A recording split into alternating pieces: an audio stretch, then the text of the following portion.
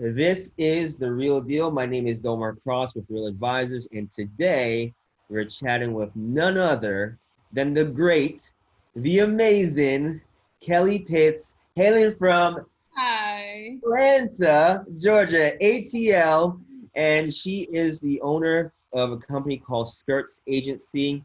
It's all women that work within this organization. She's been passionate about enrolling more women into the industry, real estate specifically, letting them know that you can do this, and giving an opportunity for women in her community and circle. And lately she has been crushing it. She's just showing out in all different ways. She's Love just in a good way, right? She's absolutely crushing it and showing out, just doing big deals, doing big things right now, putting up big numbers. And so I was like, hey, Kelli, we got to get on a call. We got to share with the world what you're doing right now because I know your story, your background, I know will inspire many others. I've been trying to do interviews with, we have so many people within our community that are crushing it right now. And everyone has a different story. Everyone comes from a different background. Everyone's cut from a different cloth. And so I just want to get different stories from different people. So someone watching this video might be able to relate to someone Yeah. and say, you know what, I can connect with this person because I had a similar experience or upbringing or life experience in life. And so if they can do it, if she can do it, I know for sure I can do it as well. I want you to quickly just share your story, brag about yourself for a little bit, but also share your journey. You know where you're coming from and what your business was like because you're already doing deals before you joined our community, but there wasn't consistency Yeah. and it wasn't predictable. And when you join our community, you now built this business where you're bringing consistent revenue. And so I want you to talk about that, talk about your journey real quick. And also I want to, we call this show the Real Deal Show. And so we're going to have to show some proof, let them know this is real. Yeah. No And problem. No problem. I've awesome. got 3 HUDs from the last 21 days. So yeah, absolutely. I can definitely show and prove. And I've got more on the way. So no problem. Real HUDs, real transparency. I'm not worried about people seeing the buyer or the attorney. I don't mind. It's fine. So 3 HUDs in the last 21 days that added up to how much revenue? Uh, let me calculate really quickly. But if I wanted to guess, maybe about around, I'm just gonna put in a calculation really fast. Just 62,500. 31,000 of that came. 31,500 of that came in last Friday, which I posted to my Instagram story. And I actually did that because people like April and Jeff, who are also in our community, they're like, inspiring all of us to like, don't keep this to yourself because you want to be seen as show offy. So they really inspired me to start talking about my wins more. And I was actually supposed to have a third closing last Friday, which would have brought my net up to 42.5. But that seller actually owns the property. He's out of the country and the embassies are closed. So we ran into that roadblock and we're waiting to get that knocked down. But yeah, it's real and it's happening. So yeah, I actually have real proof. And when we get to that, whenever you're ready, I don't mind. Yeah. perfect. My story is I was in my last year of post-bac pre-medicine, and after doing my years in undergrad and then my years in post-bac pre-medicine, I just started really, and my parents divorced, and so it got really real really fast, right? And so I was like, okay, I need a way to either help pay for medical school or be as comfortable as possible. And I just felt like medical school wasn't a reality right away. And I really just needed a break, Delmar, like just being in classes all day, being in labs for 5 hours. I just kind of knew there was something more. And so anyway, my parents divorced, and then my mom decided this is way too much house. I'm going to sell it. And it was a nice brick, like historic home. So it needed some upgrades. It needed some things. So this guy comes, really prominent, African American investor here in Atlanta. He comes and he offers my mom cash for our house, right? And she was kind of like, well, how can he do that so fast? And he literally performed. And so then through that, he and I built a relationship. And actually a wholesaler brought him the deal, but then he came as the buyer to look around, right? Or the contractor to look around. And then he and I built that relationship, and he said, I know you think you want to be a doctor. He was really kind of like politely telling me, you'll never be this wealthy as a physician. I mean, and he was right, right? But anyway, we'll get to that story. And so I was like, well, how do I get into real estate? I was like, I don't really want to get my license. He was like, you don't have to get your license. He was like, I don't have my license. You know what I'm saying? So he started telling me what he did or what he does.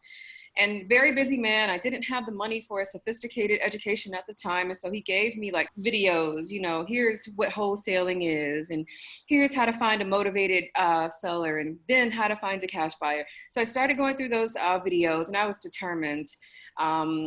And then after I would go through the videos, I would start asking him for help here and there. And when he could, he would. And then I got my first few deals because I was driving for dollars, right? And I knew it worked because he had done it, but I was like, there's got to be something more to this. You know what I mean? But anyway, I got help with my contracts. I got my LLC set up. I got my first 2 deals, which closed the same day, which I talk about. I quit my restaurant job on a Tuesday, which I was only at for a month at the time because I was that determined to make this work, but things kind of got really tight. I was like, okay, you might have to get something to get yourself caught up on bills until this goes through. But anyway, I quit my job that Tuesday because something just told me you're gonna be fine. And my boss, I just didn't think she was a very kind person. And so I was like, you know what? I'm just gonna step out on faith anyway. And I was scared. Pardon my language, I was literally scared shitless. I was like, I really hope I made the right decision. I just don't think $20,000 is about to drop in my hand, because I found 2 ugly properties and I assigned to, have you ever heard of not New Western, but Nigerian or Jar House No. Capital? What is the company called? They're a major wholesale firm. Net Worth Realty. I'm sorry. Have you ever heard of Oh yeah, Realty? yeah. They're in Tampa. Yeah. I forgot how I even found them, but anyway, I assigned to them. Funniest story. I'm thinking, I'm doing well. I actually found out I got took for 14 grand later. So my first 2 deals really should have been kind of around like, 34, 35 grand, but I ended up making 20 grand. And I didn't think it was real. I walked into the attorney's office on Friday, and he said, you don't have an operating agreement. And I was like, I knew this was too good to be true. I knew this didn't work. And he was like, calm down. I'll make you an operating agreement. These are your first deals. So I'll just take $350 out of your first check. And I was like, okay, we're still in there. So anyway, I signed off. And I had $20,000 in my hand, and I was just like, I can't. It was literally one of those, moments where they say my life changed overnight. I think I went from having $1,500 in my bank account to I am $20,000 richer. And so anyway, my deals kind of kept coming after that, right? This was before Atlanta was really saturated, like back in 2017, just before it popped. And so between May and August of 2017, I made around $114,000. My deals literally did not stop coming in. I took the rest of the year off and I traveled, a little irresponsible. But I mean, you go from being a broke pre-medicine student to having 6 figures in 3 months. No, I don't think anyone could have managed that responsibly. And I didn't, right? So I kind of literally blew it all. I was just that on cloud 9. Anyway, went back to work really hard in January of 2018, and then I started to realize, this is about, building wealth. And so be more responsible. And then I want to say in 2019, when real estate really started to get saturated, I came to this community, to really scale and get systems because I didn't have that. And, now it's just kind of on an upward trend consistently, which is what I really was missing. So $20,000 on your first deal. Yeah, there were 2 deals combined. Yeah. Mm-hmm. So 2 deals combined collectively brought in $20,000 on your very first deal. 2 deals, yeah. $20,000 minus the, huh? On a Friday, it was the best. $20,000 on a Friday in your first 2 deals, minus the little 300 whatever it was dollars that the attorney charged you to set up your operating agreement. Mm-hmm. But Pretty awesome. And then you came to the Real Advisors community that helped you scale after getting a couple of deals under your belts, doing six figures. Was that six figures your first year in business? Yeah, it was between May and August. That's Between May and August. Yeah, like it was literally like I had been working to get deals and they all just kind of came down the pipeline, back to back. After my first two, I had five more and they all just kind of totaled out to be around $114,000. I think I actually missed that earlier. So I didn't catch, I thought it was the first year. So you're talking about the first 3 months Yeah, my first after the first. And I think I still have those. I'm sure I still have those HUDs. Obviously, I had to do my taxes, which I learned like, oh no, you made big girl money, but you have big girl taxes. I think my first year I paid 27 grand in taxes. I was not ready for that.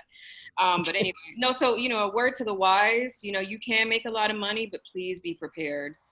I was not prepared. And I think I was really sick when I had to pay taxes like that because I felt depressed. I was not ready for that. But no, between May and August of 2017, it literally just kind of, when it rains, it poured. And then I took the rest of that year off. And then I went back in January 2018.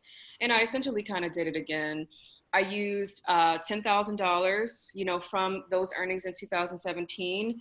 And I bought two junkers in the 30310 and 30318 zip codes here in Atlanta. The same seller, he just needed his IRS debt paid. And he said, if you'll pay my IRS debt, you can have the deeds. And so I really started to learn like how colorful this business can be. So I was like, 10 grand for these. And he was like, yeah, I just want my debt paid.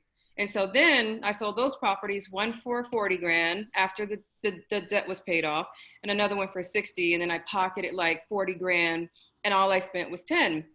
And so I did some buying and holding, but ultimately, wholesale is, that's what I do. That's my bread and butter. Wow. Mhm. I, six figures in 3 months. Yeah.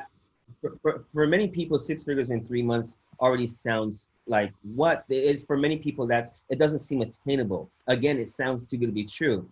But you had to first make a decision. I talk about seven-figure decisions all the time, and oftentimes, again, our lives are made up based on the decisions that we make. Mm-hmm. And I know you were making money from a restaurant job, but you had to make a decision that you're going to do this business. Yes. And that decision, even though it sounded like you were still somewhat skeptical, even while going through the process to do your first deal. And you still had your doubts. You were like, I don't even know if $20,000 really going to drop in my bank account like this? Is it really this simple? Is it really this easy? And so you're still somewhat like, I don't know, but I'm still going to keep moving forward, keep progressing. And when it happened, we call that your reality check, both figuratively and literally. Like, oh my God, this is real. So your mindset shifts, and then you're like, how do I do this again? How do I Yeah. do more of this? And so you got the check, and that reality check, moment clicked in your head like, this is a real opportunity. How do I go about this full time? Was that kind of a good recap of how that happened for you? And then you just went all in to do those six figures in the next 3 months? Yeah, that's pretty much how it happened. That's literally it. I was driving for dollars. Again, this was not when Atlanta real estate was all that saturated. And so I think my main source was driving for dollars. I did a few mailers, which they didn't work for me. I'm not saying they do not work. My bread and butter, driving for dollars, and I had yellowpages.com to get on the phone with sellers. That was my business at the time, and it made me six figures. So Wow. yeah, obviously, what Real Advisors has offered has given me much more sophisticated. I have a team of VAs, and thinking back on when I was doing my own cold calling, I didn't have the sophisticated systems I have now, and I made that work. So yeah, now it's realistic to be making, $70,000 to $80,000 in a month, and we're a team of two, now three, because I just finished training someone, and then we've got some VAs, of course, and now we're getting ready to, continue to scale it. So yeah, it's life has changed without a doubt. Kelli, I'm so proud of you. I'm so proud of you. But I'm also, No, Omar, that's the thing. People lose a deal and they're like, this doesn't work. And by the way, my very first deal, I lost. Okay. And I had no idea. There's this lender, this investor was using, they decided not to lend to him. And my sellers were investors. And so they were like, we can tell that you're just trying to make something of yourself. So we're not going to hold you to the earnest money, but be careful because I could have sued you. My very first deal, I actually did lose, but I knew this worked. I was around other investors. I went to the RIA meetings. You know, I went to the networking events at the grills, and I saw people doing deals. I knew it worked. I just lost my first deal, but people need to understand that will happen. Just keep going. yeah, just keep going. Exactly. My first 4 deals were absolute failures. Yeah. My first 4 deals. I read a book called Rich Dad Poor Dad. Most people know that book. And it taught me what was possible with real estate, but it was not a step-by-step book by any means. And so I just had to jump in. My girlfriend at the time, who's now my wife today, introduced me to her uncle who helped me buy my first 2 houses. But I didn't know it at the time that I didn't buy those properties the right way. I well overpaid for those houses. And then my next 2 properties, my third and fourth properties, were rehab properties that I bought from a local wholesaler. And I didn't know what I was doing. I grew up in the church. I'm a pastor's kid experience. So the contractor took advantage of my inexperience, and I lost money. I'm sorry, I broke even on my third property, and I lost money on my fourth house. In fact, the fourth deal completely fell down. The whole damn house fell down. And so now I'm upside down because I have a hard money loan on this house I got for $65,000. And thankfully, the hard money lender allowed me to do a partial lease so I could just sell the vacant lot because that's all I had left because the house is gone. So I sold the vacant lot for 30 grand because that's what the lots were worth back then at the time. And so I still had $35,000 that I owed that lender. And I realized then that I needed a mission. Much like you saw other people making money in this business. You knew it was possible. So I knew I just had to get additional help. So I found a local mentor that taught me how to do the business. They finally taught me the art of wholesaling, what we do today. And in the last quarter of that year, I made $60,000. So you actually beat me out. You made 6 figures when you got in and learned the art of wholesaling. So you definitely crushed me on that one. But I made about $60,000 in my first 3 months when I finally learned the art of wholesaling. And at 20-something years old with no financial literacy or education, I didn't really spend money on doing the right things. I kind of partied a little bit too much. I had a lot of fun. And then the market crashed. And so that's a whole nother story. But I would have never accomplished what I've accomplished today in my life, much like you, if I didn't make a decision back then, because my parents didn't know that this was possible. They thought, like most people, you need a whole lot of money, you need good credit, you need, to make big down payments, you need tax returns. And here I am, a balloon artist, barely making any money. Don't laugh, Kelly. I was a balloon artist back in the day. That's how I made money to get through school and pay my bills. Don't laugh. But I can't. I'm like, this dude Domar is a multi-million-dollar guy now, but this dude was like stretching balloons. Like it's fine. I absolutely was. But yeah, I really was. But all the people around me had these limited mindsets. My parents didn't know this was possible. And it's not that they wanted bad for me. It's just that they didn't know what was possible. They didn't know what they didn't know. And my good friends, my ex-girlfriends, the people that influenced me the most in my life, like my parents, my girlfriends, well, ex-girlfriends now, my friends, they didn't think that this was possible. In fact, some of them even told me I shouldn't even bother trying. Why try? You're going to waste your time. Yeah. And so what I love that you're saying is that you made a decision, even though you were on the fence, even though you were somewhat skeptical, unsure that this was really going to work, you still pushed forward anyway. And that's what I want people to understand. That I had to make a decision back then that became a 7-figure decision. Just like you, we didn't know it at the time. We just made a decision that enough was enough.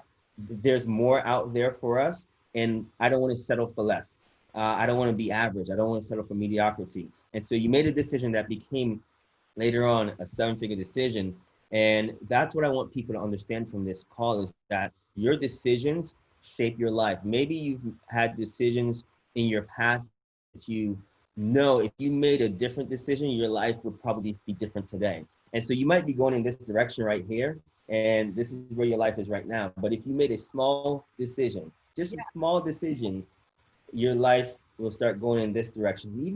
Even if it's just a 10-degree shift in your direction, but that decision continues to compound because just like you, Kelly, you made that decision that day to get started and you made $20,000 on your first two deals. And so your direction shifted here. And then you continued the business because you got that reality check and you realize, holy crap, this is a real opportunity. I need to dive into this more. And now that because of that decision, a few weeks later and months later, right, you're now here. Your shift is now changing. The direction is now changing because of that decision that you made. And here you are today. You now have a business that's bringing consistent income and revenue for yourself, all because of going back to that one decision. absolutely. I want to share something if you and I want to just completely honest. This isn't to offend anyone. If you come from money, if you're wealthy, this is not an attack on the elite at all, right? But and I've been having this conversation more and more lately. You know why I think people doubt that wholesale or short-term real estate is real? Because for so long, right, and this isn't even necessarily an opinion, like I've come to find that this is actually pretty factual, but for so long it seemed like, you know, buying properties, and sitting on them for appreciation without doing any work, without doing any repairs, or buying properties for super, super cheap was kind of like a word of mouth and like best kept secret amongst the wealthy, right? And then the wealthy told, women, go be brokers and agents. And then they told, kind of like working class men or men who really, really wanted to pull themselves up by their bootstraps, if you want to be wealthy, you must flip houses. So I think for so long, people have really thought there is no other path to real estate except for go and get my license and be an agent or a broker, or I must flip houses. But they're like, we just didn't tell you about this because this is where the good stuff is. And what do you mean all I've got to do is buy a property and sit on it for maybe a year or two, or just buy it for good enough of a price so that this investor can then buy it from me so that they can then put in the sweat equity so then it can be listed on the market.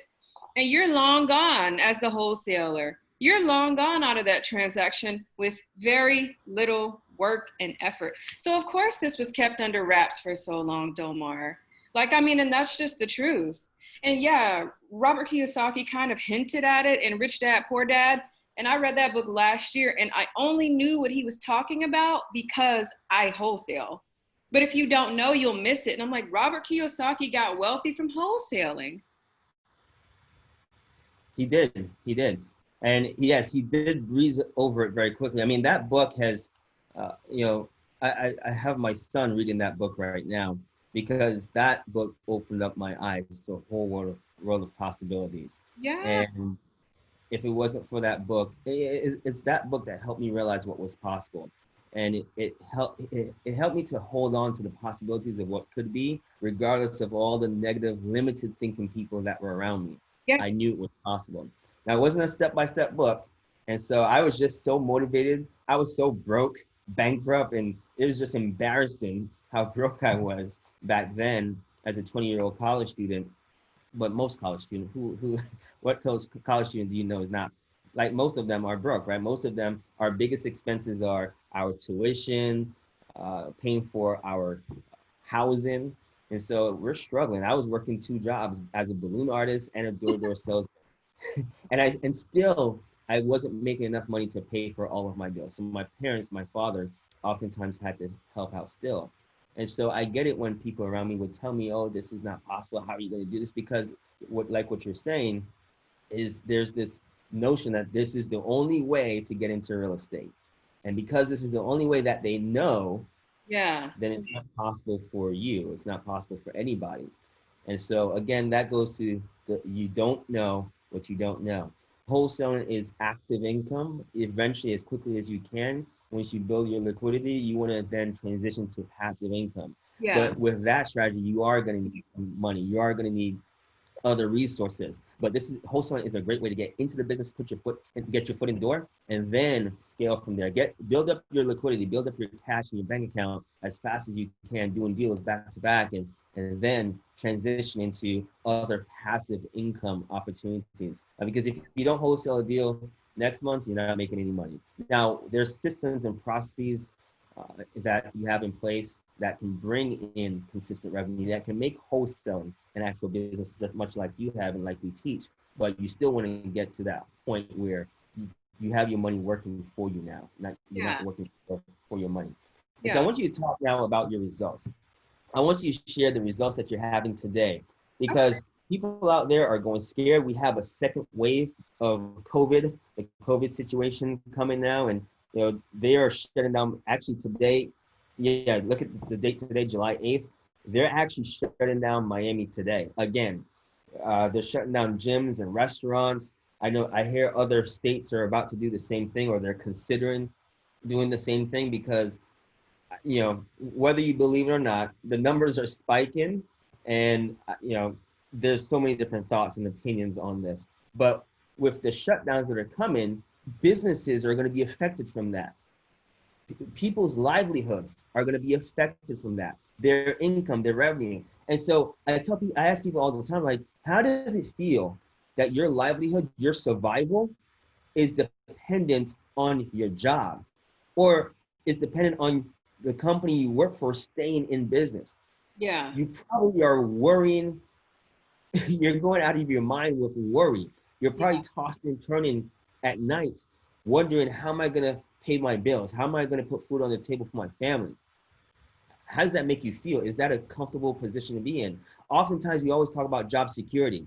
And for millions of Americans right now, they're probably waking up with the realization that there is no such thing as job security. Seemingly overnight, boom, like millions and millions of Americans are now unemployed with no jobs. Yeah. There's not much security for that. And they're dependent on government support, the stimulus checks. We now, for us real estate investors that have the right specialized knowledge, Kelli, your business was not affected from this situation. You're able to do this business from home, working virtually in any market that you choose. And I'm saying that because I know, but I want you to share, like, was your business affected during all the shutdowns and everything going on around the world, or in your own area, your market? And if it was affected, share that. If it wasn't, I want you to share, like, what happened during those times? What was your revenue like during those times when, unfortunately, for many people, they're losing their jobs, they're social distancing, the cities and states are locking down, everyone's running for the hills, they're freaking out, losing their minds, while a select few real estate investors that have the right specialized knowledge in this industry were crushing. I want you to share that. What are the results? What happened to your business during all of this craziness, and the results that you created for yourself? So a couple of things.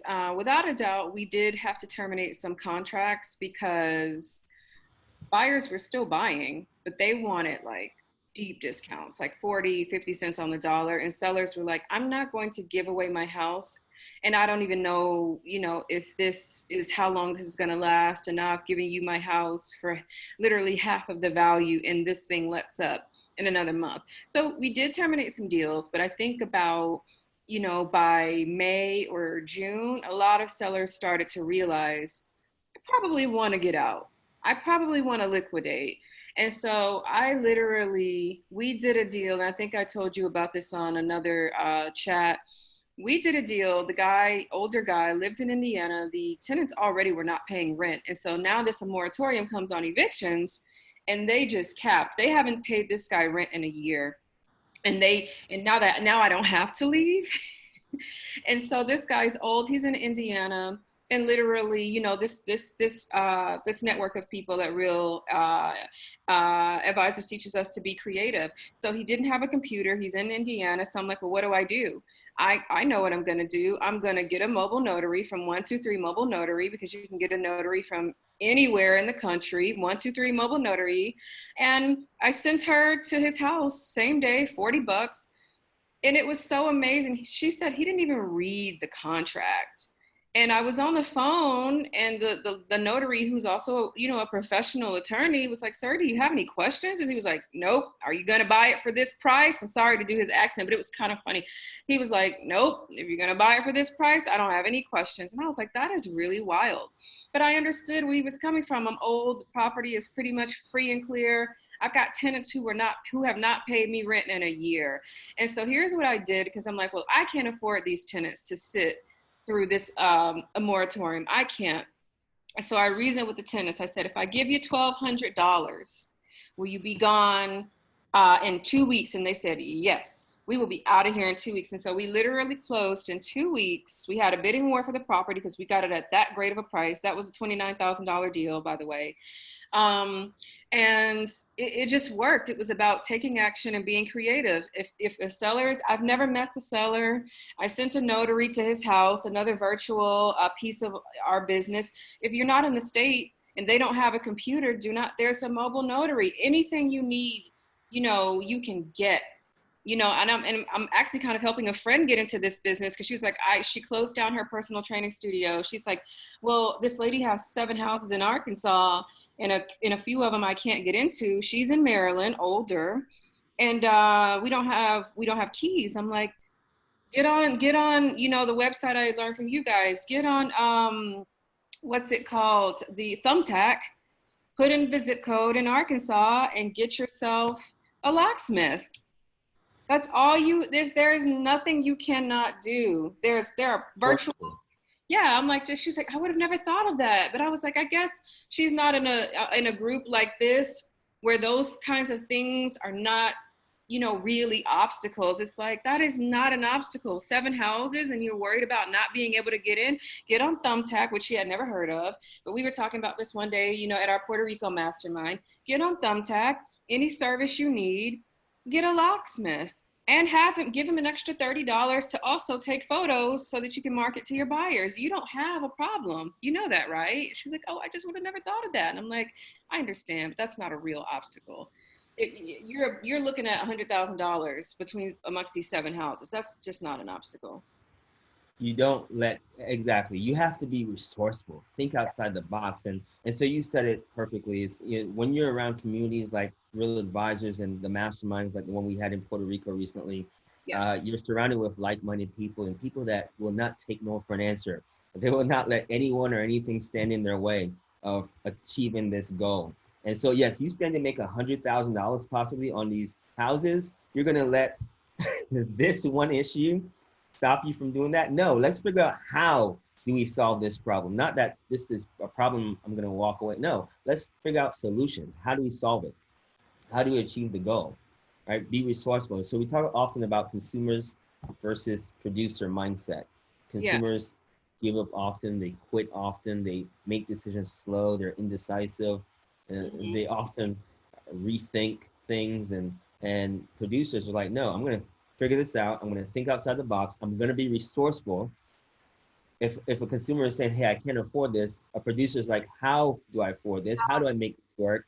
What kind of ROI and opportunities and doors are going to be open for me when I make this investment, when I do this? So you have that mindset. But for most people, because I had this as well, most people were brought up with this mindset over here. We were conditioned to think this way. Yeah. And to become an entrepreneur, whether you do real estate or any business, it doesn't matter if you have a restaurant, a salon, a barbershop, you have to have this mindset over here, because in business, you're going to be faced with obstacles, challenges, adversity. You have to be able to think outside the box and be resourceful. And so you were able to help your friend to, no, it's not a problem. It's not. Even if you didn't know the answer, even if you didn't know the answer yourself, like, I know your mindset right now would, like, we're going to figure this out. We are going to find a way. Yeah. I have many conversations with you all the time where you're like, let's figure this out. Absolutely. It's not a problem. And one thing I'm working on, one thing this business does condition you to do, and I've had to work on this, like, don't look at people like, are you nuts? They truly don't know.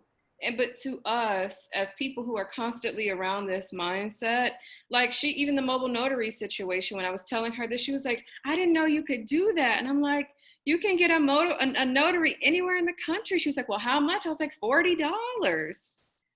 it doesn't, the contract didn't even need to be notarized. And I was like, the guy didn't even read it. And she was just mind blown at everything I was saying. And I was kind of giggling. I'm like, girl, this is like amazing. She was like, I just didn't know you could do all that. Like, I was like, yeah, that's how you can But do real estate virtually. I've never seen this guy. He's just a voice to me. He might be a robot. I don't know. I just made 29 grand. I don't know. I hope he's real because I got problems if he isn't. But I don't know. I really don't know. but that speaks to the fact that people don't know what they don't know. And sometimes that realm of unknown will stop them from moving forward. Yeah, I guess you're And so right. you have to be open-minded to realize and acknowledge that you don't know what you don't know. And Yeah, so I never ever come at someone if someone's trying to teach me something new. I never act like I know it all. I'm still learning things today. I'm so coachable. I'm always open-minded to new things because I know that there's still a ton of things out there that I don't know, and I know that I don't know those things. And so if I were so closed-minded and not open-minded to receive or even check out some of these other opportunities that might come my way, I could miss my blessing. absolutely. Absolutely. That's a real thing. But again, this community that we're in, and at times, I think people thought, oh, Domar and Lee and all of them, they always need to be at our beck and call with all of the answers. And even though you guys do have the answers, the great thing about the community is there are hundreds of us at this point now. Why wait on these guys? When, no offense, sometimes we have better answers. You're like, oh, I didn't like, I mean, I think, Bill Ross, I mean, he's been such a great resource for me, like putting me on the 80/20 ROI, the new text messaging platform, like all these things, where anytime I just need something like new VAs, all that stuff has come from, us within the community, in which it got to a point where it's like, well, I don't need to bother, Steven and Delmar and Ralph, and Ralph and Lee anymore. So I just put a message in Facebook and somebody has it like that. And I don't even think people realize the value in that, because before I joined this community, it was taking me weeks to find answers. And that in itself can be discouraging versus like, I just go ask someone and they have it right away. I don't think people realize the value in that. You're so right. I don't have all the answers to everything. I also have mentors myself, and we're real. Like if you ask me something and I don't know the answer, well, guess what? There's probably someone within the community who has the answer, or my mentor might have the answer, and we can go find that answer for you. And so I love our community because even I learn, like when we go to our masterminds, I love our masterminds and the formats of them where we have the members, the community, share their best thing, their best one thing that's working for them and crush it for them in their area. And so we all get to learn from each other as well. So I oftentimes also learn from people within our community. Oftentimes, just like you said, Billy put me onto that app as well. Mm-hmm. I didn't know about that service. And so oftentimes our members also share resources, tools, assets that not all of us know about. And it's thanks to technology, it's always advancing, it's always evolving. There's sometimes better ways of doing things to be more efficient, be more effective, run your business better. And so I love the community that Real Advisors has put together and built because I oftentimes myself benefit from the community. From people like Billy and Ashley and Ella, yourself, Jeff, Steven. I mean, we all share research. Like people don't realize it, that even the coaches and mentors, they support and help each other. Sure. They share resources with each other. Here's what's working. Hey, that didn't work for me. Right now, Ella and Ashley are talking about virtual assistants. They have a team of 50 virtual assistants that run their entire.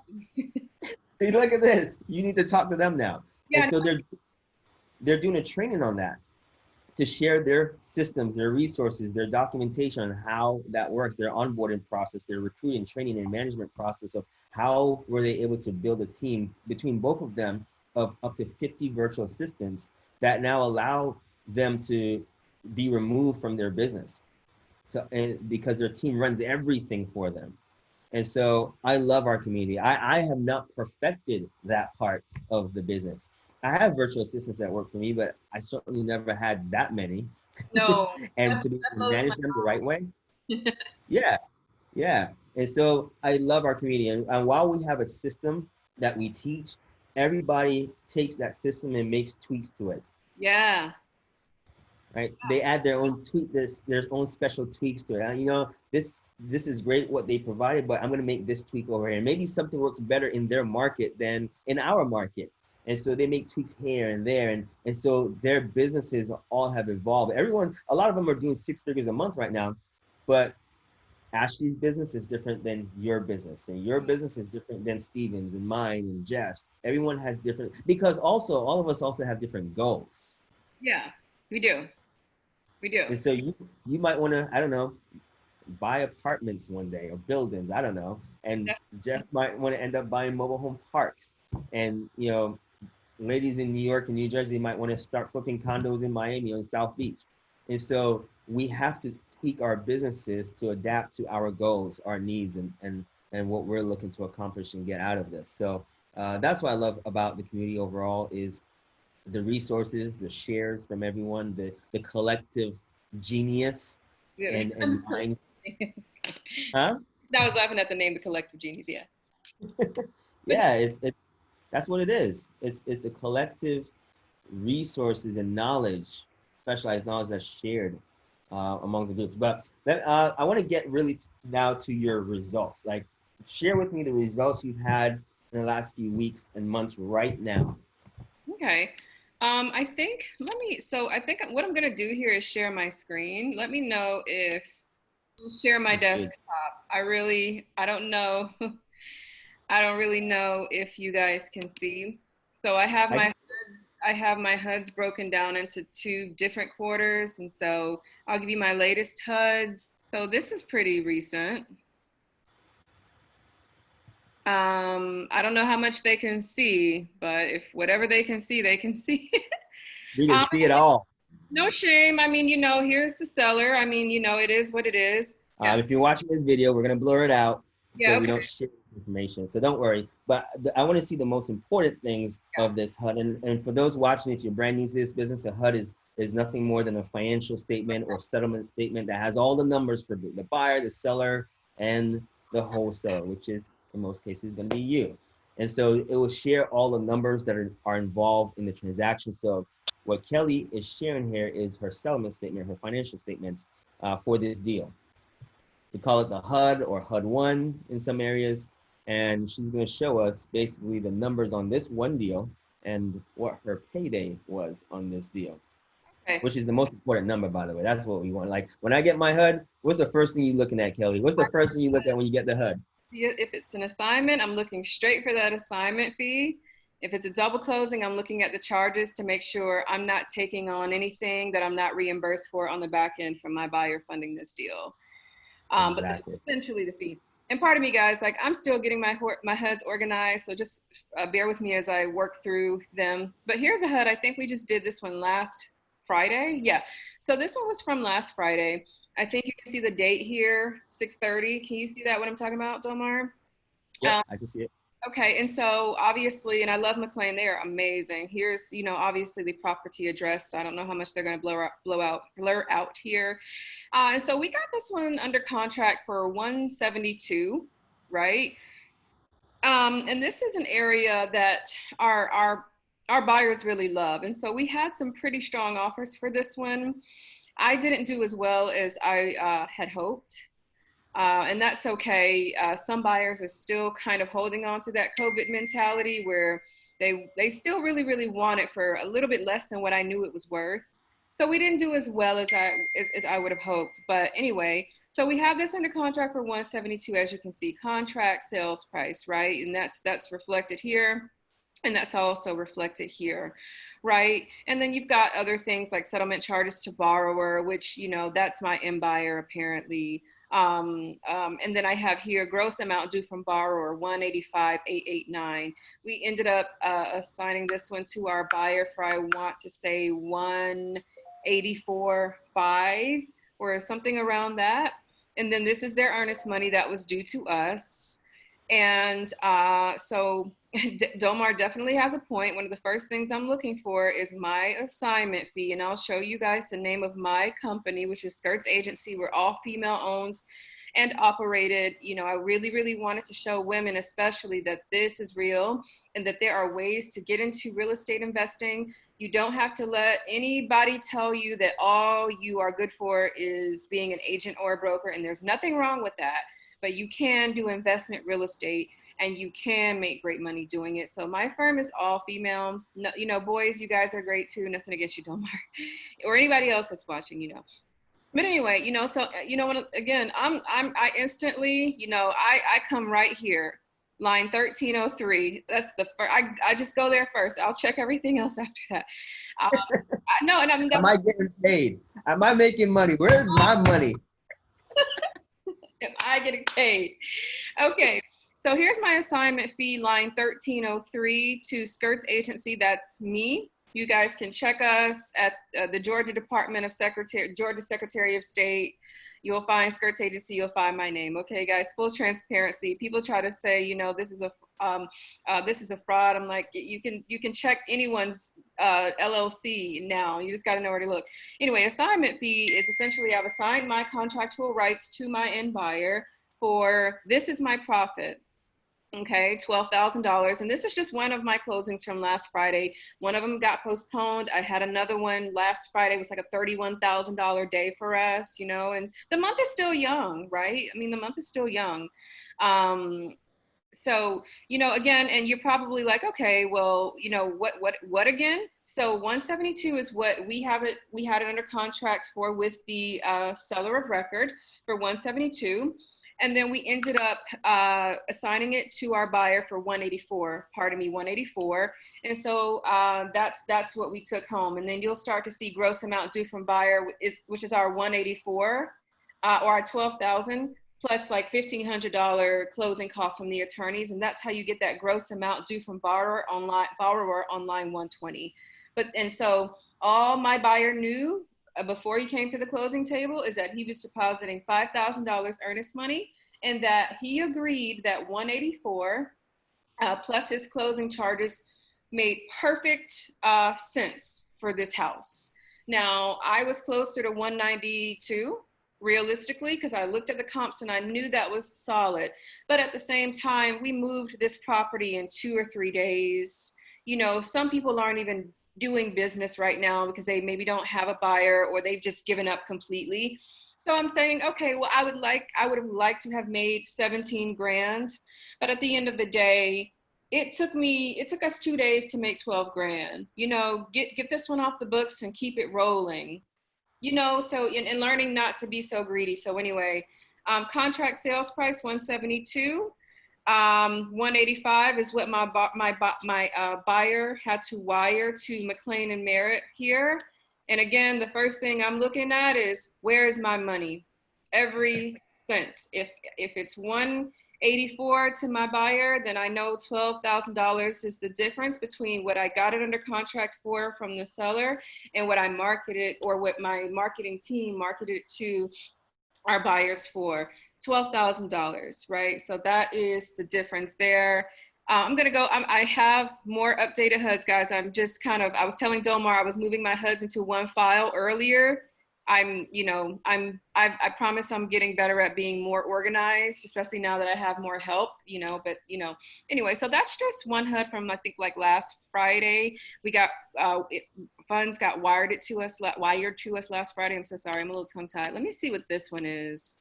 And so it's July 8th right now. Yes, It's July. still early, right? There's still a lot more month left, and I think you said you're up to $30,000 already this month, and you're Yeah. gonna where do you think you're gonna end up at the end of the month with the deals in your pipeline right now? Oh, for sure. For sure. We're probably going to land at around 80K this month for sure. And we're just a team of two, you know, now three, like I said, I trained somebody. This is her last week and a half of training. So, you know, I'm still wearing some hats, right? But, you know, technically a team of two strong. And then we've got VAs, you know, but, you know, as far as being in house and really making things shake, you know, 80 grand is just not bad for a team of two. And then this is the guy that lived out of town who didn't even read the contract, which was amazing to me. He was just like, nope, if you're buying it for that, I'm selling. I don't have no questions. It was funny again, because the notary that took it to him is an attorney. So she was like, he didn't even read the contract. I was like, well, I guess there are some people who are that motivated. These tenants haven't paid me rent in a year. And if you're telling me I can sell it to you for this, I'm fine with that. So anyway, you guys are gonna see, let me make sure, let me move it over so I can see what I'm pointing out. Okay, so we have this one, contract sales price, 127, right? And then, hold on, I think, oh, hold on. Which one is this one? Trade America Invest. Oh, this one was actually a double closing. So I would have to go and find the first side of the HUD, but essentially this was a $29,000 deal. I ended up getting it under contract with the seller for $99K, and then this 127 is what I sent it out to my buyer for. So obviously we double closed on this one because, you know, the buyer, you know, potentially seeing, you know, almost 30 grand. You know, it would just, it could have, oh, wait, here's the first HUD for that one, right? So you guys see that, oh, $98,000. Do you guys see $98,000? Yeah, I see it. That's 98,000, right? And so, and I lost a little money because, you know, I decided to double close to protect my fee, which is fine. So, So your fee to the lender, and here's the beautiful thing about these lenders, by the way. I assume you use a transactional lender for this, right? I didn't, not in the state of Georgia. You don't have to. Oh, so you use your buyer's funds for it? I use all of my buyers and money. So, oh, nice. Yeah. So these are the closing costs. Yeah. These are just closing costs.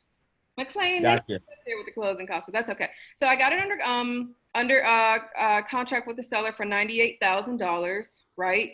And then these are the settlement charges I had to pay. So I was $99,281 due from me to my seller, which again, my end buyer funded the entire transaction. So this money is essentially just a pass through, right? I didn't come out of pocket for any money.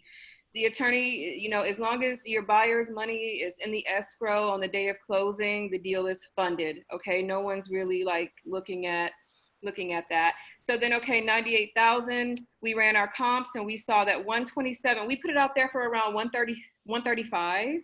And we actually JV'd with New Western. Have you heard of New Western? So I have. They have offices here in Florida as well. So we lost a little, I'm saying it, we lost a little. We didn't make as much as we would have liked to have made, but we still made the difference of 98,000, which you can see here, and 127. So that was a $29,000 deal roughly. And you know, it was, here's what I'm scrolling down because I'm wondering, because I know that New Western assigned Falcon Mutual. They made $8,000 off of my deal. You can see it right here. Can you see where I'm pointing, Domar? I can, yeah. Or New Western, you know, whatever they like to call it. They're Falcon Mutual. So I did a JV because they had more buyers in that community, which was fine.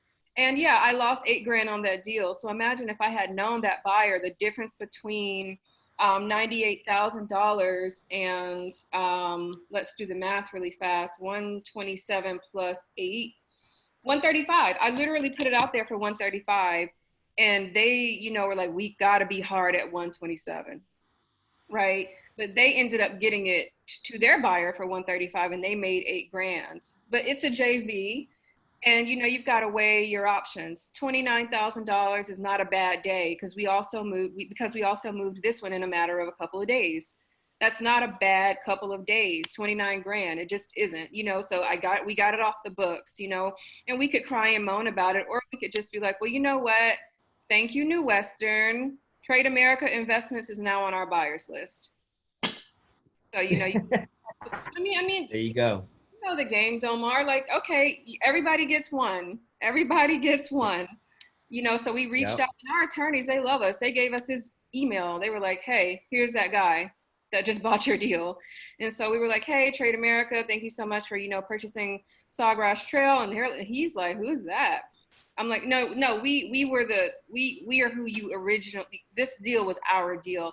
And so of course he's not gonna say no. I'm loyal to Falcon Mutual. I want to pay $8,000 overprice every time. Don't email me again. No buyer is gonna say that. He was very grateful to now have us because the next time we make a little more, he pays a little less. So if you ever see that, another wholesaler, made money like, 8 or 10 grand off of your deal, it's okay. Just skip trace Trade America or just ask your attorney, hey, would you mind sharing this buyer's information with me? And the next time you make a little more, and now you have another relationship, and that's okay. No, I love working with title companies, especially if I build a relationship with a title company, because they know who are the real buyers, the actual buyers, the active buyers in any marketplace, because they're the ones, the title companies, the title agents are the ones closing deals every day, every week, every month. And so Yeah. when you build a relationship with the title company, they're going to tell you, hey, this buyer is an active buyer. And Yeah. if they won't give you a warm introduction to that person, ask them if they might send your deal to their potential client. And why Yeah. would they do that? Because they're likely going to be the ones closing the transaction, Yeah. more money in their pocket as well. And you can see, here's one that took place also last Friday, right? If you can see the date here. This one is, and I know you're probably gonna, blur all this out. Yeah. So as you can see, McLean and Merritt again. And guys, whoever's listening, please get in the habit of closing with one attorney. It is so much easier to build up that rapport. They will appreciate you. They will take your deals seriously. I send over contracts between my sellers and I say, I don't have a buyer yet. They are happy to go ahead and pull a title because my close ratio is like 99%. I think I've maybe pulled out of one or two. And I show them respect. Any email, thank you for all that you do. Is there anything that I can do? They're happy to do that. So anyway, build up that relationship, run it like a business. You know what I mean? So anyway, guys, here's another deal we did last Friday, right? This one was a quadruplex. I think you can see there, if you can see right here, 4 different parcel numbers. They, for whatever reason, they have 4 different parcel numbers, but it was one quadruplex. But I guess it had to go down like that. We paid $100,000 per door, so 400,000, 400,000. We did not double close, even though we made a pretty nice little, chunk of change. And as you can see right here on line 104, again, I'm looking for what is Skirts Agency making. I will go and check everything. The purchase price looks right. And then I want to know what I'm making. So if you can see line 104, assignment fee to Skirts Agency LLC. Again, you guys, no gimmicks, no games. You can look me up in the Georgia Secretary of State. Just put in skirts. There's not a lot of skirts, you'll find me like, oh, that's, Domar, that's Kelly, whatever. $21,500. And again, this was another one from last Friday. So, and of course, I look over other things, but again, my eyes cut right to purchase price, assignment fee. If everything looks right, then usually everything else is right. So, So yeah, that's pretty that. nice. The last 21 days or so. And I think we've got a couple more in here in between, but those were, I want to say, a few of our biggest. So if my math is correct, just last week alone from these 2 deals, you had one that closed for 12,000 last week Friday. You got this Right. one for 21.5. That's what, 30-something thousand dollars Yeah. just in the last few days. Yeah, about that. That was And last. you stand to make, yeah, and with the deals in your pipeline, you're probably going to end the month of July around 80-something thousand. And it's still new. We've got more deals to lock up. We're looking at another quadruplex in this community, and these sellers were like hard at 400,000. So we barely slid in there with 21,000 in profit, right? Like it was like a home stretch, right? But we made it happen because it was full brick and it's Norcross. The schools are good. But we are looking at another one that's actually a 2-story. The seller has no idea what it's worth. So, we plan to have a little more fun. $21,000 is not bad, but we plan to have a little bit more fun. So, Domar, this could be $150,000 a month. Who knows? We aim for the stars. We want our sellers to feel taken care of. That comes with rapport and respect. We send lunch. We do all these things. because some sellers, I've talked to quite a few people, and I haven't said this, I haven't really told a lot of people yet, but I'm actually launching my own skip trace platform soon. I've been testing my own skip tracing data, and so I've started to talk to sellers that I don't think a lot of people have been able to reach, and so that's really started to help too. But anyway, I said that part to say, sometimes you're going to talk to sellers other people talk to. um, and it's about making them like you. If I'm genuine with it, like, oh, okay, nice, nice, nice. Like, have you had lunch today? I really do go there, and so that makes a difference, especially if you've got to go back in there for a reduction, right? So anyway, not we are grateful, but we aim a little higher than this. But this was not a bad Friday. Kelli, I am so proud of you. I am so proud of you, and you being able to actualize the dream and vision that you set up for yourself, and just taking massive, massive action and not taking no for an answer, being resourceful, thinking outside the box. And now, look at you now. Look at you in a nice, beautiful condo Yeah. in Atlanta. I let down the windows, obviously, because of the screens, because we don't want the glare. But yeah, it's you just got to keep going. You're gonna run into obstacles, and there are people. COVID came and they shut down their businesses, and I'm like, why would you shut down your business? But some people really just got that scared. What happened is a lot of uncertainty during the COVID situation. And if you haven't lived or been through a recession before, it can be really scary. Yeah. I lived through the last recession, and one of the single biggest mistakes I made back then was not staying connected to like-minded people, because I lost everything seemingly overnight. My houses, my cars, everything gone, because the economy was so bad. I in fact had to get a regular 9 to 5 job just to pay the bills. And I got that 9 to 5 job because I was so upset, angry, embarrassed that I lost everything. I thought I had it all. I thought I was invincible. I thought the money, it was like raining money when I was doing deals. And I thought it would never end. And when it happened to me, I was like, how could this happen to me?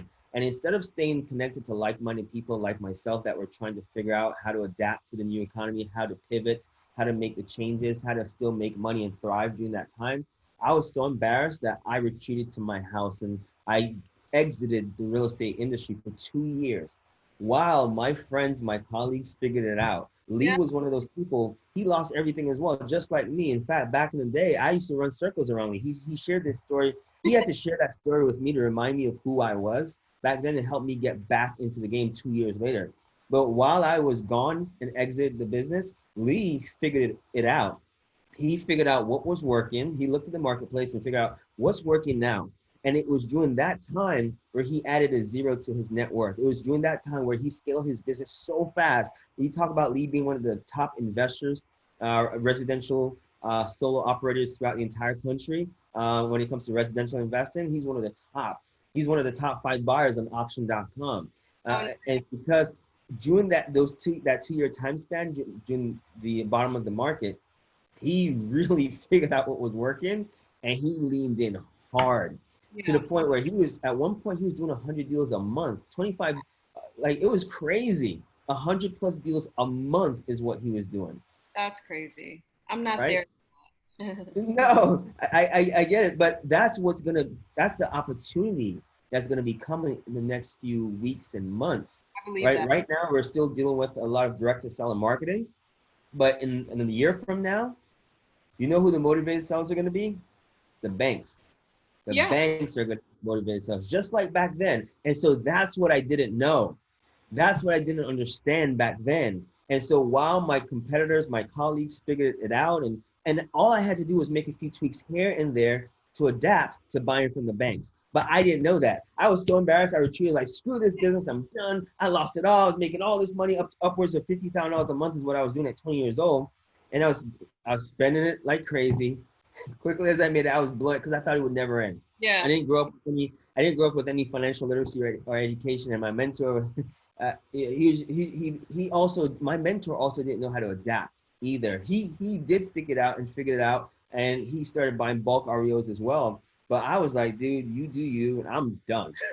I was done, and that was the biggest mistake that I made, because I could have done a lot of deals, made a ton of money. Those 2 years I took off. And that's why I talk about mindset so much, why mindset is so important. People like to brush that off or minimize it, or, think that they don't need that much mindset training and support, but you do, because regardless of what level you are in this business or as an entrepreneur, your mindset is still what matters most. I literally tasted success. I had success in this business. And when it was taken away from me, I allowed the negative forces and negative energy and the limited belief of others around me to affect me. I enrolled myself into that thinking. No one else did that but myself. I put those limiting beliefs on myself. And it was Lee, Drew, and another guy named Jason, who one day I met with all of them one day, and they helped me break those chains and those limiting beliefs I put on myself that I couldn't do this business. And they taught me, like, dude, here's what you got to do. You just got to analyze this marketplace, make this change, do this, start doing deals with the banks, and get back in the game, bro. And so my first month, I did 1 deal. My second month, I did 7 deals. By my third month, 3 months in the game, back in the game in 2011, I had 17 properties on the contract my third month. Awesome. Here's why, because I already had the specialized knowledge. All I needed to do was make a few tweaks. Yeah. And so, Kelli, you have the specialized knowledge already as well. When these foreclosures start to hit the marketplace, because the foreclosure rates and default rates are rising like crazy right now. In fact, I saw an article that said the rates have risen so much where they're now similar to the 2011 foreclosure rates. And so that's what's coming. So I don't want to come off like an opportunist, but for those investors like you and I that have this specialized knowledge, that know how to really help homeowners that are going to need our help, because they're either going to lose their houses or they're going to find someone else to sell their houses to. So you and I, Kelli, and others that know this specialized knowledge can provide solutions, answers, and provide a win-win solution for these sellers, these motivated sellers who are going to need to sell their house, get out of their financial circumstance and situations so that they can move on with their lives. Absolutely. Right? Create a new chapter, move on. We that know this specialized knowledge will be able to help them, but also capitalize and thrive in this new economy. So get ready. 6-figure months is going to be a consistent thing. And honestly, I'm very spiritual. You mentioned that you're a PK. Like, I'm very spiritual. God has already told me, like, the wealth is like coming, and then what's special and different about this economic downturn is unlike the last downturn, now is we're also factoring in that we've got baby boomers now. They've gotten even older in the last 10 years, and now they're dying off, and now they're tired because they were landlords for so long. So we don't just have the everyday American homeowner defaulting. Now we have another large group of Americans who are aging out and dying off, and their grandkids and kids do not want grandma's old shack in, gentrifying America, which they don't see as an opportunity. But for us, we're like, well, grandma's shack really just made me 30 grand, but it's really your call. Because we have the specialized knowledge, we see opportunities that most people don't know is available to them. Yeah, I guess you're right. I guess you're right. So awesome, man. This was awesome. I want you to just say some final words, especially to the women out there. Oh, yeah. One of our goals, and I know this is a passion for you as well, and I talk to the women in our industry, within our community, a lot. I talk to Gloria, Andrea, Ella, Ashley, Tiffany. Like, they're also passionate about women and the women movement, and trying to collectively enroll more women into this industry, because they're just as smart, just as capable as us men. And so I want you to give some words of encouragement to anyone out there that might be watching this video, listening to you, some words of encouragement that they can do this. This is a real opportunity, and now is the perfect time. The stage is set, the conditions are right to get into this business. The barrier of entry is so low. I want you to speak to them and give some words of encouragement and get them in the game, baby. Yeah. So one of the first things that came to mind when you asked me that is this exact statement: why not you? Mm-hmm. And if you're watching this, really just sit with that for a couple minutes to yourself. Why not you? Like, I don't think people ask themselves that enough. Look at how many people this is happening for, Domar. Go to Facebook and just Google your major market, Atlanta Wholesale, and you've got 5,000 plus people in a group. And just do that around the country. These people aren't better or smarter than you. Ask yourself that, why not me? Why can't I make 80 grand, in a month? You can. And then the second thing is this. It's we are all female operated and owned. Yesterday we locked up another deal, potentially anywhere between 12 to 17 grand, 12 on the low end, 17 on the high end, right? And my new hire, Mahogany, who's kind of got, her voice is sophisticated, but it can get soft at times. And so she feels like she may not be taken seriously over the phone. But if anything, it's made people feel more at home. Like, we got widows on the phone. Like, I just think thank you for caring about me. And now we're locking up deals. And so I just want women to understand, if you believe that because you're a woman, you won't be taken seriously, that is truly just a barrier that you've put up in your own mind. A lot of people prefer to work with women because they feel like you're just a woman who's coming up and who wants to do good for herself. You are not looking to take advantage of me. And you're not.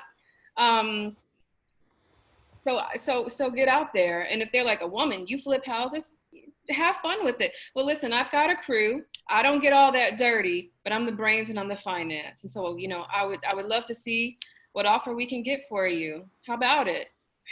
Just be honest. You're not doing the dirty work. That doesn't mean you don't have the capability to finance and and not finance literally, but to buy a house. It means nothing. And this is virtual. They never have to meet you. This is completely virtual. You've got a team, talk like a business owner, and they'll believe you. I've not been asked for a proof of funds in God knows how long. Walk the walk and talk the talk. That's it. And why not you? For real, ask yourself that. Why not me? I love that so much. I actually wrote that down. What? Why not me? Why not you? Because I do these webinars and trainings all the time. And that is such a great question to ask. I might actually borrow that, Kelly. Why not you? Why not you? Like, so many people are doing this. Why not you? That's a great question to ask. So I'm probably gonna borrow that. You should. Use it on community. Yeah, I might borrow that because I wrote it down. I was like, man, that's awesome. That's a great question. And so, two more questions for you. Actually, one more question. I want you to share what Real Advisors and the community has done for you specifically, both personally, professionally, in your career. Oh man, okay. So without a doubt, and this is not me, I think I'm just not a dishonest person. Like, it's just, for me, like, I just don't feel the need to do that. It is what it is, right? Like, it is what it is. So if this community didn't literally give me the tools I needed, I couldn't have scaled. The CRM and the way that gets laid out alone has given me the tools to really drive my business from point A to point B. Everything has a place, everyone has a department, and it looks and feels right. And also the systems, but without a doubt, the network. I'm telling you, before I joined this community, I would spend hours on Google. How do I find the best VAs? What are some good marketing tactics? What real estate markets are good today? And it was just all, overwhelming, because there was always these articles and millions and hundreds of blogs, and everyone had an opinion and everyone was an expert, and there was no way to really back it up. I'm like, okay, you say you know what you're talking about, but you're just a guy on bigger pockets.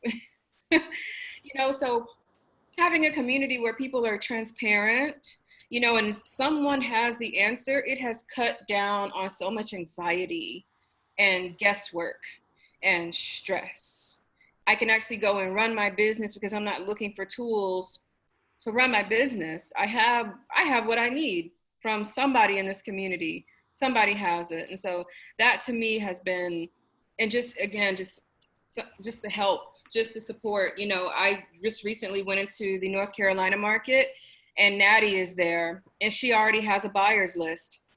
And she's like, all right, get the deal. We'll split it I'll take 33%. Your team will take the rest. And so I don't have to look for buyers right now. So now I just entered into a new market with very little barriers to entry. How many people can do that if they don't already have a community ready to pull them forward? It's a lot easier to make money when you have a community ready to pull you forward versus like, I got to go into this market and I hope it works. And then I've got to find deals, and then I've got to find runners, and then I've got to find buyers. And I really, really hope there's a damn good attorney or title company I can rely on. That alone, it can be stressful. I'm getting the deals, she'll take it from there. And now we make money. And that's a community. Absolutely. And speaking of Natty, I actually just hit her up yesterday along with Lena, who's also part of our community. I wanted to get a resource that they're using to find virtual assistants. We're looking for some more bilingual virtual assistants Oh, to yeah. add to our team. Yeah. And, you know, I was like, just like you're saying, I hit up Natty, I hit up Lena. I was like, hey, I need help with this. Can you help me? And they're like, absolutely, I'll send you the information. So I often call our community a family. Oh, We yeah. truly are like a family. We work hard, but we also party hard and hang out. Well, we're not partying and hanging out anymore, thanks to COVID. But we do. We have fun. And we treat each other like family. Yeah. And sometimes we have to give, just like any real family. Sometimes you have to give that tough love and kick in the butt sometimes to keep each other accountable to each other, because that's what family does. You look out for each other, and sometimes you tell your family members the things that they need to hear, not what they want to hear, what they need to hear to get back on track if they're falling off track, or they're slacking, or becoming complacent. Right? We encourage each other. We keep each other accountable. We push and push and push and Yeah. continue to elevate each other. So thank you for sharing that about the real family, the real community. Well, that's it for the interview. This was awesome. I took up enough of your time. It wasn't even supposed to go this long, but this is how easy it is to talk to you. Like, these conversations usually last 30 minutes, No, it's but okay. It's we okay. went an hour and a half. But that's good. It's fine with me too. It's just easy to talk to you, Thank you and I so enjoy much. it. Likewise, likewise. And I would stay longer. I would contribute. You know, I'm getting Mahogany all finished with training because next week she's going to be flying on her own. So, you know, we're really driving home comping today, you know, and what are we going to use to comp, you know, when we're in a different market where we don't have the MLS, and just really, you know, giving her that jargon, you know, to feel confident on the phone, you know, tweaking words like, you know, that really are about psychology Yeah. and being in control, but also making it about, you know, the seller and their best interest. But we're still in control. So yeah, we're driving it home because I'm about to come out of acquisitions completely, and so I can really focus on the skip tracing. I was vetted by my first publicist last week for the Femininity Doctor, which is my platform on social media. It was so random, but I went to their account and they're legit. Like, they get their clients on ABC Daytime and all this. But he reached out to me. He was like, "Hey, like, I'm impressed with your work, with your femininity work. I would, you know, be honored to represent you as a publicist. And I promise you, I've been told my whole life, you belong on TV, you belong on TV." And so for that to happen, you know, and I wasn't looking for it just yet, you know, that was really like confirmation. You've got to start putting other people in your shoes so you can really go and do that because it's time. Wins. Man, you are in your winning season right now. I And so really, keep me posted on that. Keep me posted on your interview. I want to brag about you. I want to be one of your biggest fans and supporters as well. And so when we see family winning, I want to be there, support you, celebrate your success, and share it as much as we can with others as well. So yeah, keep me posted on that. That's amazing. Congratulations. no problem. Thank you, Delmar. Bye bye. All right, take care. Bye-bye.